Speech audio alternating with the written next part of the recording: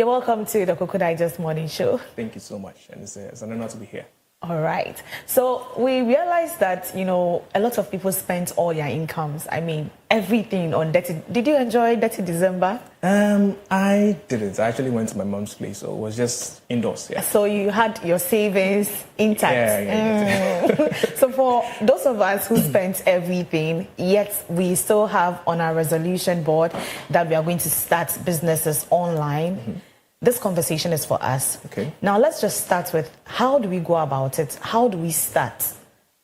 How do we start this online business? Okay, great. Okay, that's a great one. So first of all, if you want to start an online business, you have to start with a business. Yeah. Okay.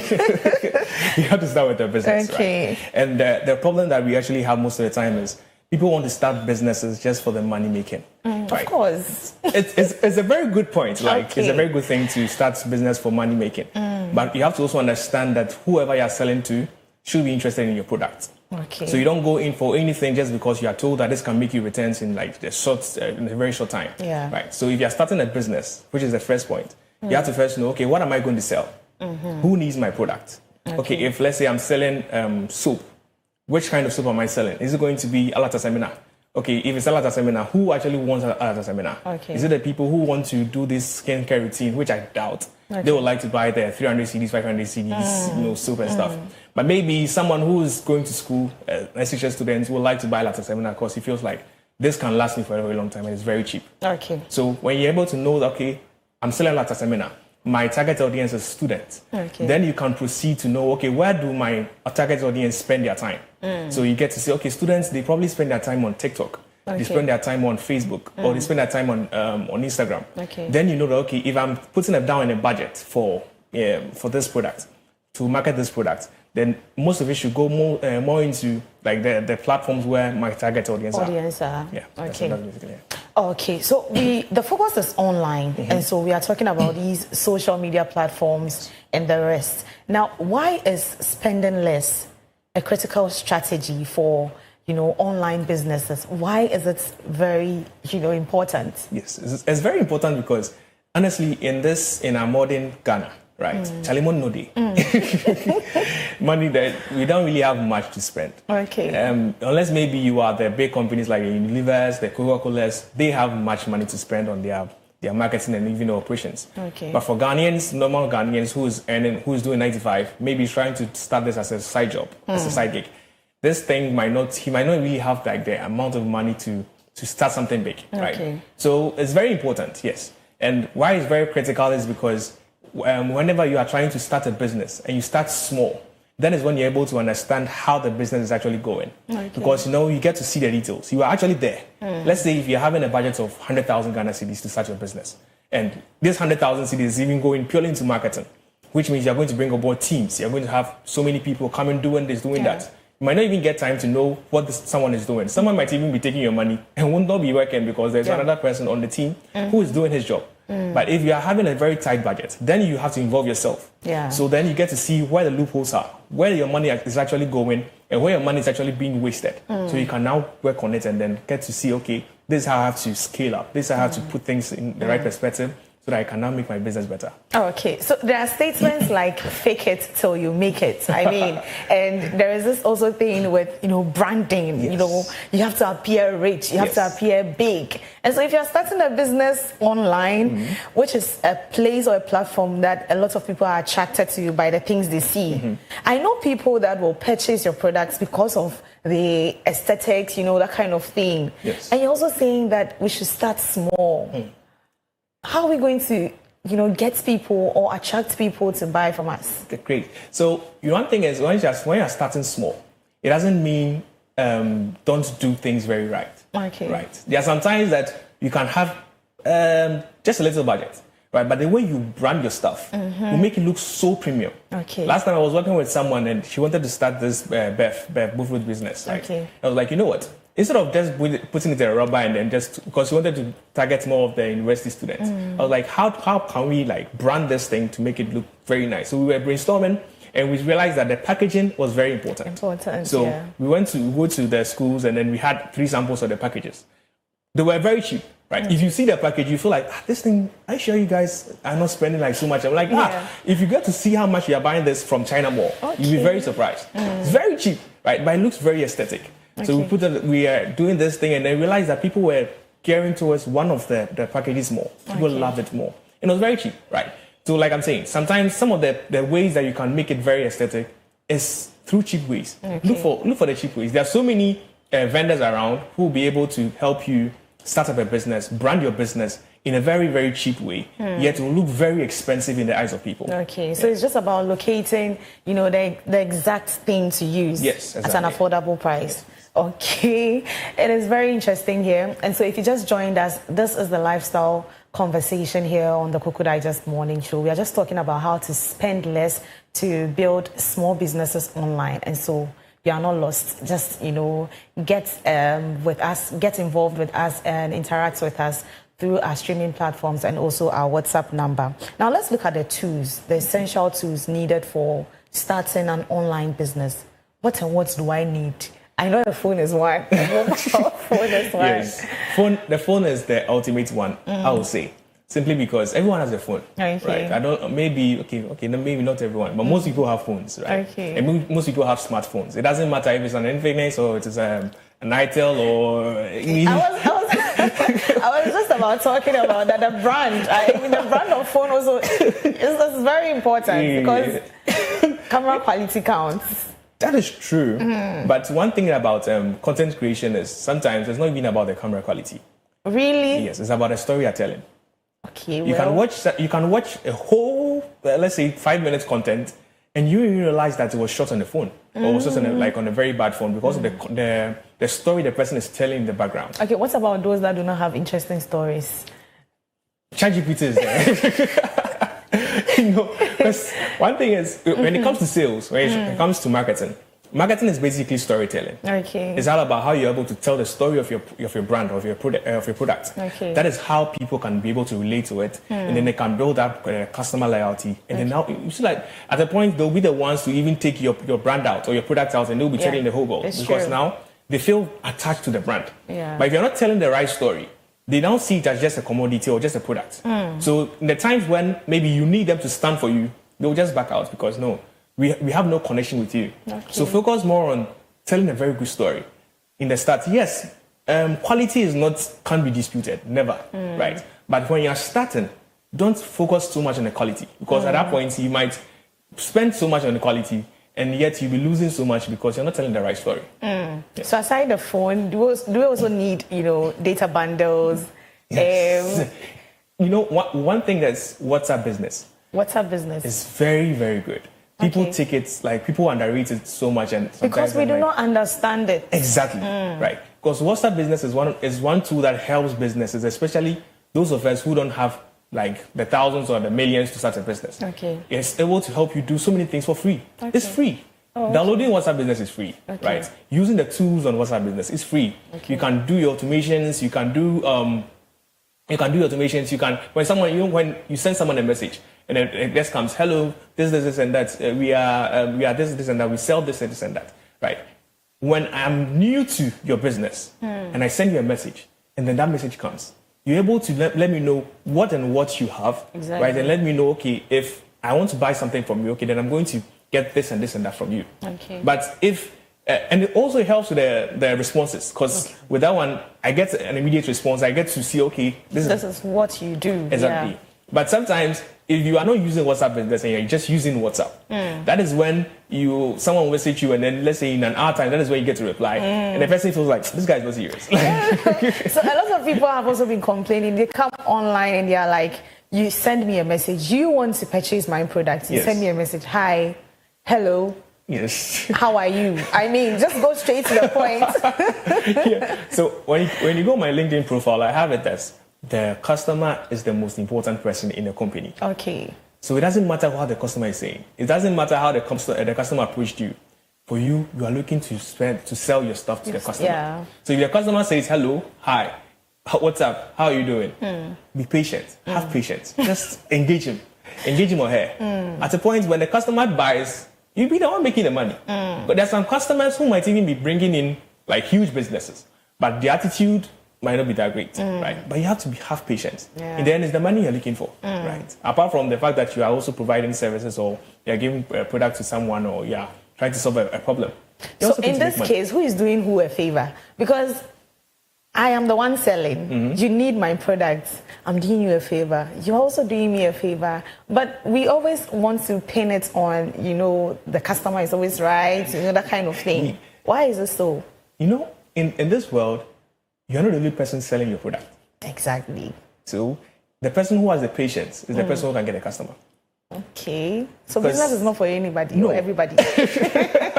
And that is why sometimes when businesses grow to a point, the owners step down and they bring people to run the business. Okay. Because they know that at this point I can't continue. If I'm to continue, I'll probably die the business in some few months, right? Yeah. So they'll know, okay, I have to bring this person in. This person has more patience. This person understands my customers better. Oh, okay. Maybe this person has also been in that space for some time now. So now these people are the ones who are now able to run the business. But since you are now new and you don't have much, you don't have much to actually bring someone on board to run the business, then you have to now acquire these skills. Patience, very important. Patience, and then also trying to engage your customers. Let them feel loved. Let them feel like, okay, you care about them. That is how they become returning customers.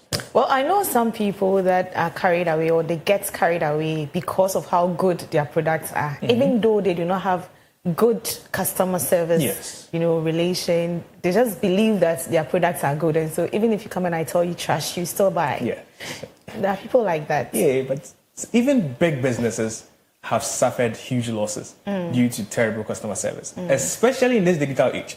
This time someone can just take a phone, tell the whole world about how terrible your service was.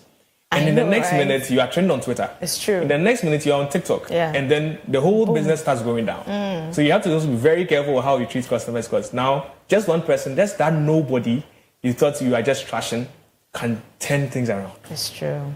Now let's look at some common, expenses that new business owners can avoid. I mean, I'm starting a new business. I want to do this. I want to do that. What are some of the, common expenses I can avoid? Okay, so from experience, most of the time people want to start with the grand website. They want to start with the huge office. They want to start with huge inventory. Meanwhile, all your budget is actually going into these things, and then I'm going to be biased because I'm a marketing person. Okay. Then they come and give the marketing people just a peanut to actually sell this food, and they're like, what do you take us for? What do you take us for? So, as much as you have to start, you want to look big, right? You can look big in a very small way. Okay. Don't go for the 50,000, 100,000 CDs website or the 5,000 CD website. These days, you can even use AI to build a website for free, which will look a little bit premium. Maybe not to the point where you want it. Maybe the point where you want it might need a human being to actually work on it. Okay. Or you can start with AI to build something. ChatGPT, Google AI Studio. These are tools that you can use to build free websites and host them. And you can be able to start small. From that point, when you start making the money, then you can now bring on board someone who will now manage the website and upscale it to the point where you want it to be. Right? And so that is one of the things, the expensive websites. Also, the marketing budget that sometimes people do. Previously, I was talking about how tiny sometimes they give marketing people. But sometimes they overgive us money. So, what do you want us to do? We don't give you guys are complaining. We overgive you too, you are complaining. The thing is, if you have the right person to manage your business, to manage the marketing side of your business, right, this person will be able to tell you that, you know what, this amount of money for this campaign is too much. Okay. Because there are some times that you see just an upcoming brand, and you have 5-10 influencers. What are you looking for in this life? On this note, if you are looking for a marketer, just contact him. He's very honest. He's very genuine. Sorry for cutting you. Oh, no, that's fine. Yeah. Thank you so much. I've seen that a lot. I mean, small businesses having over 10 influencers. Yes. I mean, everyone is a brand ambassador.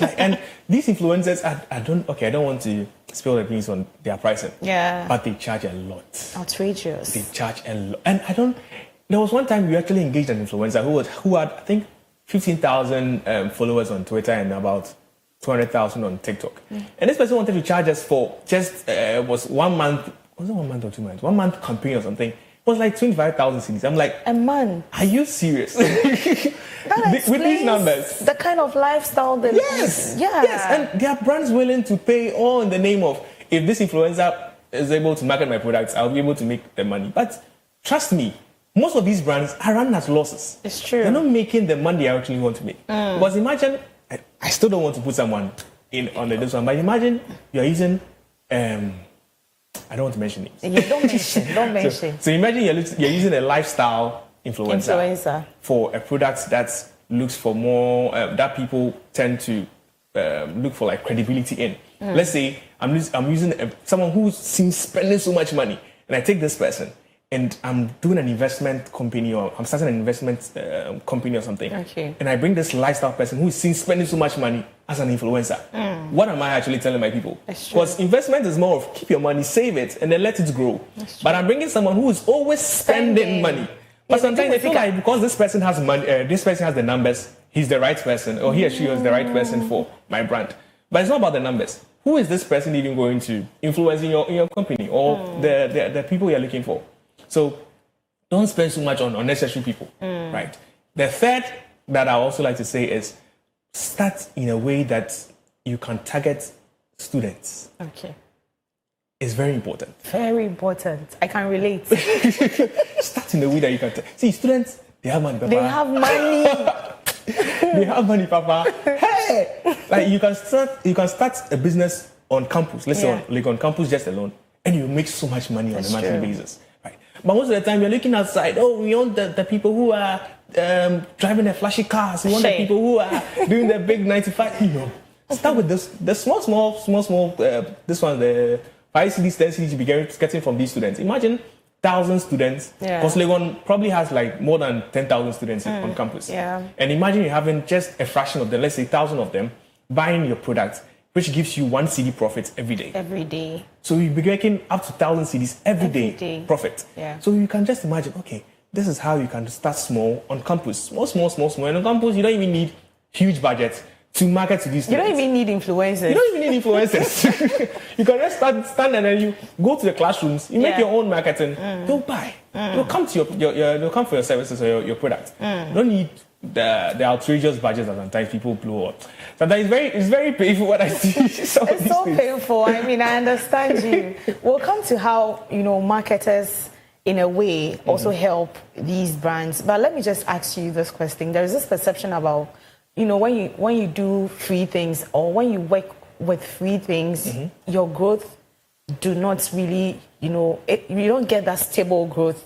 That's progressive, business you want. Because, for instance, you mentioned that WhatsApp is free, download it. But there are other premium, platforms that will give you more options that will, you can leverage and then grow. So let's look at the growth when it comes to going with a free digital tool and also a paid one. Okay, that's great. So one of the reasons why sometimes when businesses scale up, they tend to use more of the paid versions are because the paid ones are most of the time they give you that flexibility to maybe tweak the app to do to tailor it towards your business, right? The free ones, they mostly are static. Yeah. So it's just this, you have to go this way. But with the paid ones, they give you the opportunity to even tweak 1 or 2 things that will suit your audience, right? And also with the paid ones, they give you more room for, to make you feel very comfortable whenever you are doing your things, like when you're working with the app or with the software. But with the free ones, like I said, it's static, right? They don't really, should I say they don't care about you? But it's still good. Because the services they still provide for free is still good, right? So maybe if it's scaled to a point, yes, you can start paying for the services because of just some small things that you'll be getting in addition. But I can say that the free ones are very, very, very important. Don't ever underestimate these free softwares. Okay. Never underestimate them. Okay. We have a comment here, and it says, this is from Lady Remixes. I hope I got your name right. And she's saying, please, can I get more information about the business? Please, what business exactly are you talking about? So that we'll give you a response to that. But So when we are comparing the two comparably, as a new business owner, which one should we go in for? Let's say I have my money already. Okay. I have money. Yes. Don't think I'm broke. I have money. Which of the two should I go for, the free or the paid? I would say when you're new, right? No matter the amount of money you have, start with the free. The free actually introduces you to ways that you can do things faster because it's less sophisticated. The premium ones or the ones that you pay are mostly very sophisticated. So if you don't have the skills that you can use to navigate through it, you'll be paying money and you still be using the same services that you can get from the free version. So the free version is very good. It helps you when you're able to know that, okay, you know what, at this point I've been able to exhaust everything that I need on the free version, but I still need more. Then you can graduate to the paid ones, right? Because trust me, the leap from the free to the paid ones is very small. Okay. It's just tiny bits of things. Even though yes, it helps you to be faster in a way, because at that point maybe the free one makes you send messages to, let's say, 100 people at a time. The paid one makes you send messages to, let's say, 1,000 people at a time. Okay. So you're able to reach more people and all these things, right? But when you're starting, you probably don't even need that 1,000 people. Your customer base is probably 20 or 30. Big, we are aiming big. But if you aim so big, right, and then you throw your stone so wide, you tend to miss the point. So just, okay, yes, you are looking for bigger markets, but you start very small. Right? Yes. Okay, so we have another question here, and it says, what role does digital skills training play in reducing operational costs?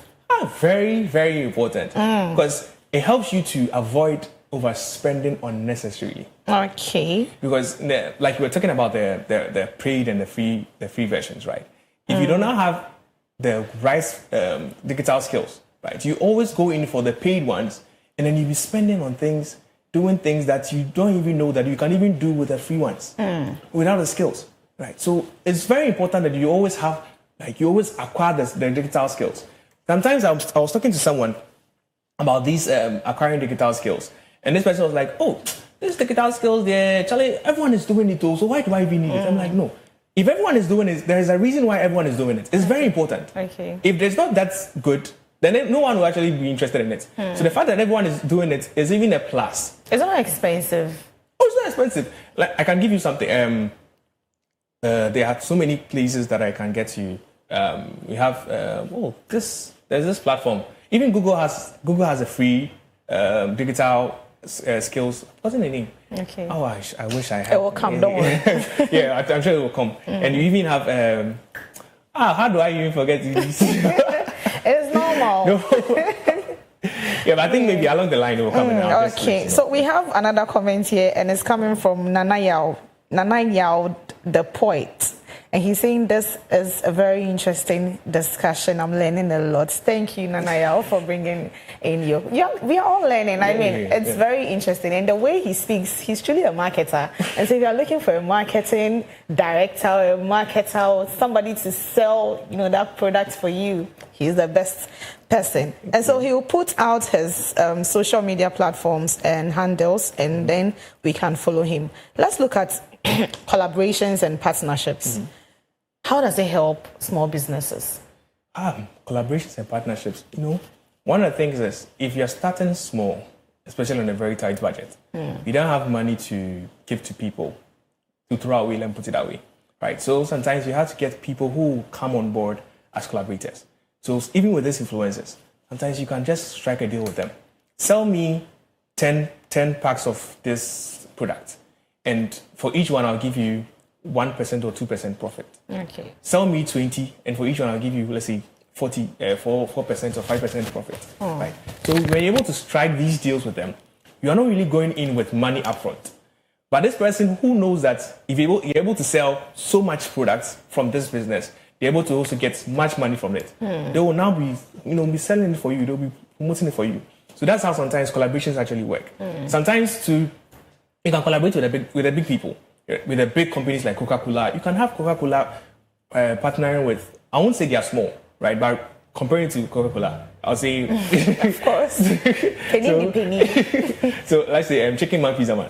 Like I'm saying, I won't say they are small. do you know they are CEO? So I'm not saying they're small, right? Okay. But comparing it to Coca-Cola, yeah. right? So what if you have Coca-Cola collaborating with you? Let's say you're having this deal that you're doing with Coca-Cola.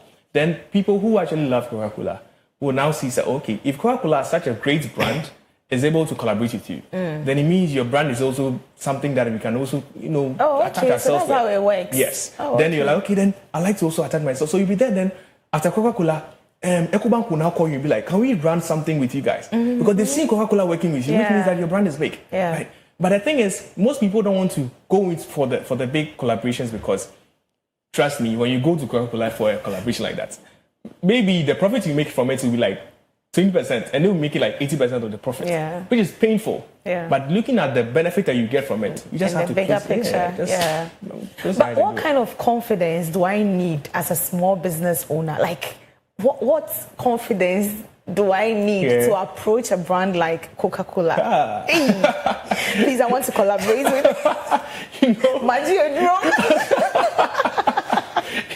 One thing is, most of the time, we feel like these big brands are unapproachable, but they are very much approachable, right? It's just about your communications. Okay. Like you were talking about customers going like, hello, hi, how you doing? If that's what you're going to do, they won't mind you.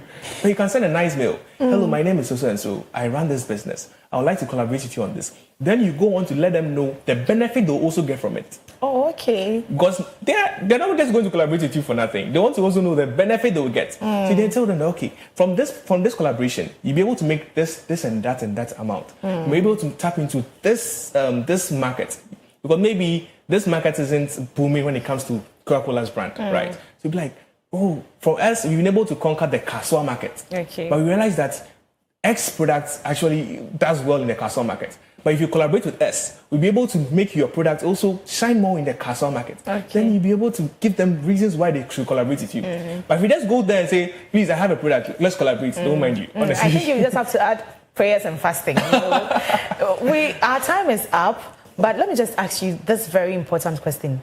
I've started the business, it is running. What sustainable, measures can I, undertake to ensure that I'm still in business? Still in business. Yeah. One thing is always look out for trends. Okay. Look out for what is trending, right? And try to hop on trends wisely. I say it wisely, right? Because now in our digital age now, trends are very important when it comes to sustaining your business. Yeah. So you even have the big celebrities that we used to know now engaging in these TikTok trends, dance challenges, because they want to still stay relevant, right? Okay. So hop on trends, but like I said, hop on it very wisely, right? And know when to scale. Okay. When it's not time for you to scale, don't scale up, because there are some times that people will be able to market their product, right? And then they start getting orders for their product. Okay. And now they don't even have the inventory to fulfill those orders. I know, and then people start calling them that they are scams.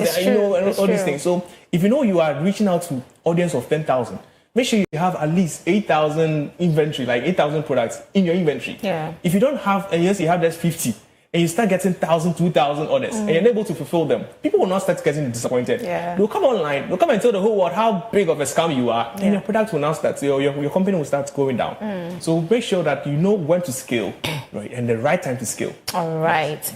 In 1 minute, why do I need a marketer? Oh. You know what? Okay, so... Why you said that? I said that because sometimes people feel like marketing is in the background. When we get to a point, then we'll bring on the marketer. Yeah. But the reason why you actually bought the shirt you are wearing is because the person marketed it to you. The reason why you bought the phone you're using, the iPhone, is because Apple spends so much on marketing, right? If you want your product to reach the right audience, get the right marketer, right? I know maybe some people might not help you with your marketing deal. They'll actually make you spend more and then you get less. Yeah.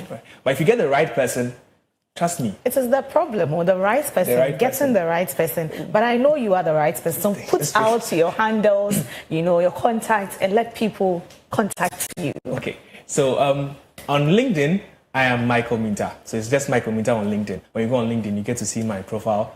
On Facebook, it's Michael Minta the same. My number is 054 054-7744-051. 054-7744-051. Whenever you reach out to me, I'm always available to help you scale your business up. Michael Mintah is a digital marketer and a strategist, and he was our guest for today as we learned how to spend less to build small businesses online. I hope you enjoyed our conversation. It was power-packed, and so if you missed out, it is still here on our streams, Facebook and YouTube, and so you can go back and watch it anytime. Up next is our sports segment with myself and Benedict Nketiah-Kwarteng. It's been a long time we sat together. Chelsea is in the news. We'll be talking about, whether they were defeated or were they defeated? They actually drew. Yeah. They drew with Man City. Okay. So we'll talk about that and other sports updates. Stay with us.